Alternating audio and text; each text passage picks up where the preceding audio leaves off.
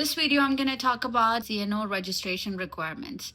I'm an RN, works in Toronto. This video is for the internationally educated nurses, and if you're one of them and you're planning to register as a nurse in Ontario and you're looking for some information, you're at the right place. First of all, CNO means College of Nurses of Ontario. So they are the regulatory body who gave you the registration to practice as a registered nurse in Ontario. So if you find this video interesting, you can watch it. So first thing you do is go to CNO website, and there you will find Become a Nurse section. There you will find a bunch of information. You can read through it, which will help you identify what documents need to be submitted to CNO in order to register. The first thing is you have to create an account on CNO website, and you have to enter all your information.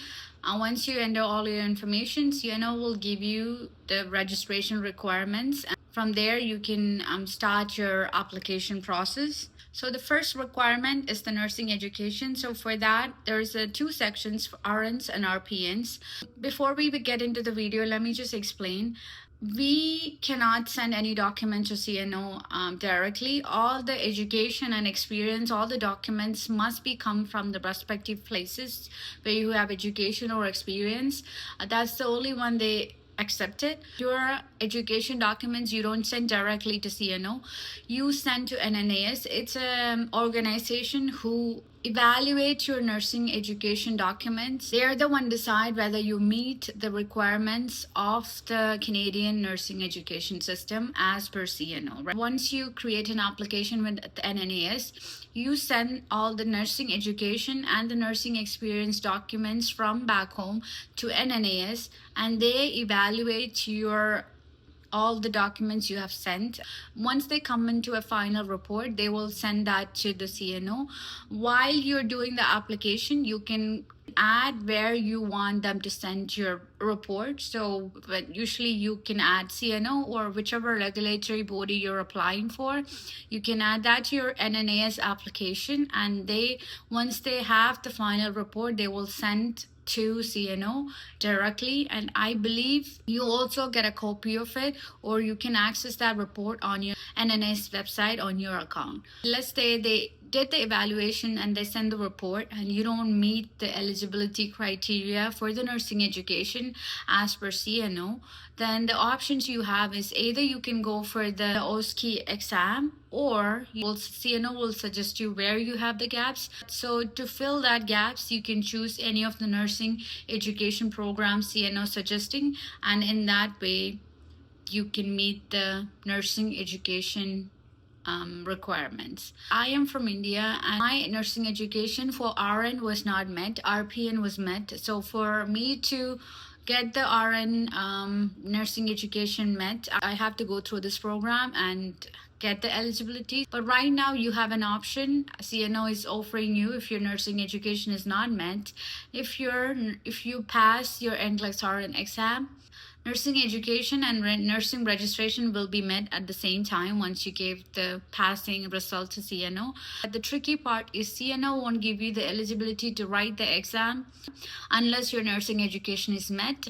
So for that, you have to go through a different country, US or Australia, and then you can get an eligibility to write the NCLEX RN exam. And once you pass the NCLEX RN exam, you can send that report to CNO, and CNO will assess that, and then nursing education and the nursing registration will be met. So the next one is evidence of practice. It has to be not more than 3 years gap. If you have 3 years gap between the experience and the application you're doing right now, they will ask you to have another 400 hours of clinical practice to meet your nursing practice section. So when you start the application, within the 3 years you have worked and you have the experience, you can submit to the CNO. They will evaluate. If you're not a recent graduate, CNO will ask you to provide evidence of recent nursing practice. So the position, the job description, all that, your employer have to fill it and make the experience letter and send directly to the CNO, and then CNO will assess and decide whether you met for the evidence of practice. But let's say you have more than 3 years gap and you haven't worked after that, then CNO will ask you again to practice as an RN in wherever you have license and send that document to CNO again. So you might have to go back to your country and practice at least for 400 hours and then submit that document to CNO. Then again, they will approve your evidence of practice. All these informations, everything is on the CNO website. If you have doubts, you can always check out CNO website. It's free and it's easily accessible, so you can read through it and make sure you send the right documents. So when you send the documents to CNO, one thing you have to make sure is whatever the CNO requirement for your experience letter, everything has to be in it. Otherwise, they will reject your position, how many hours you worked every week, which department you worked, what was your title, how long you worked. Let's say you worked as an RN in different places, you have to send all those, so they can evaluate and give you a final report. The next one is registration examination. So for that, for the internationally educated nurses, unless your nursing practice and nursing education is met, CNO won't give you the authorization to write the exam. That's kind of hard for us to get the approval from CNO to write the exam, right? So most of the time people will go for OSCE or nursing education programs. But now people can go through countries where just do RN, NCLEX RN exams, write and pass the NCLEX RN exam and send that report to CNO.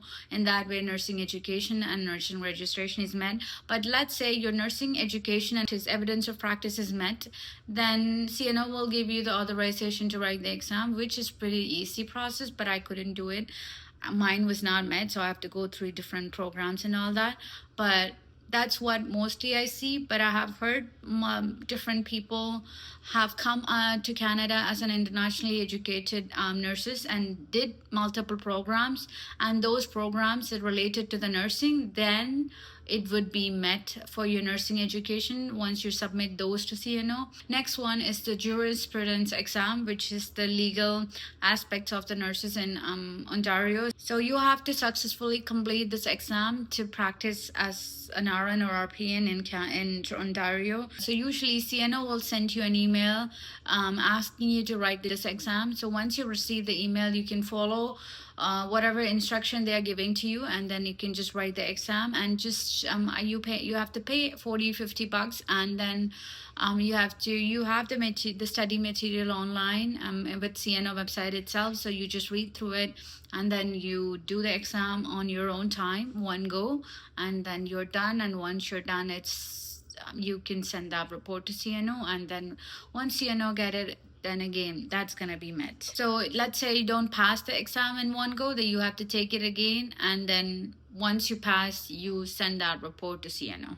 The next one is proficiency for English or French. In the past 2 years, you have done your nursing education in English. All your syllabus was in English, even though you were in a different country. Your syllabus was in English, and once you submit those to CNO, the CNO usually approve the language proficiency. But let's say you have worked in a healthcare setting here in Canada and you are practicing in an English environment settings, and then you can send that document to CNO, then your language proficiency will be met. Or if you have completed a nursing education program or PG diploma programs in Canada while you're doing the process, and then you can submit that too, and CNO will approve that. So you can check on the CNO website. There is multiple documents they will accept for language proficiency. But let's say you have submitted all these and still CNO didn't give you the approval for the language proficiency, then the final option would be going for a language proficiency test. But let's say you while you're applying, your PR or your application is going through, or your IELTS, the ones you did at first, it's still not expired, you can submit that to CNO. They will count as language proficiency. They have a benchmark, so if you meet that benchmark with that IELTS exam, then your proficiency will be approved. So there are multiple documents you can submit, so you check on the CNO website at the time of your application, because every time it change, every year different things add up and sometimes it get removed. So you can check on the CNO website. So as of now, there are multiple documents the ones I explained before. As of now, CNO is accepting all those, so you can go for it. So the next one is the authorization to work. You have to have an authorization to work in Canada in order to register at CNO. Whatever documents you have, you can submit. Work permit you have, or the PR card you have, or you become a Canadian citizen, you can submit that. So any of those documents you can submit, and then authorization to work will be met. So that's pretty easy, one of the pretty easy one. The last registration requirement is past offenses and findings or health and conduct. So for that, you have to do a police clearance. CNO website itself has their own police clearance processing, so you just have to follow that and submit, and once we receive it, it goes directly to CNO. So internationally educated nurses most of the time doesn't have these issues, so you just go through the application, and once they get the clearance, then it would also be met. So these are the requirements to register in Canada as RN. As an internationally educated nurse, you might find it a bit hard to go through all these process, but it's worth going through this process. It's a small story. While I was doing my PG, I had bunch of like 40-60 nurses in my class, internationally educated nurses. I was preparing for my paperwork and application with CNO and everything that time while I was doing PG, but the most of the nurses who was doing PG with me, they said they're not going for it because it's a long process and it needs a lot of money and it needs a lot of effort and paperwork and all that. But I would say don't lose your hope, even though you might feel different restrictions and different things you have to go through to get the license. But I would say try harder, try your best to get all the documents submitted. I'm so glad that I did. So I just want you to hold on to your hope and hold on to your strength. I am sure the process might feel heavy and hard, but I just want you to stick on to it, and once you get your license, it's worth it. It's 100% worth it. So because you have tremendous options right in front of you as an RN, so I would 100% recommend you to get your license. And if you have any questions, you can comment on this video and I'm happy to help.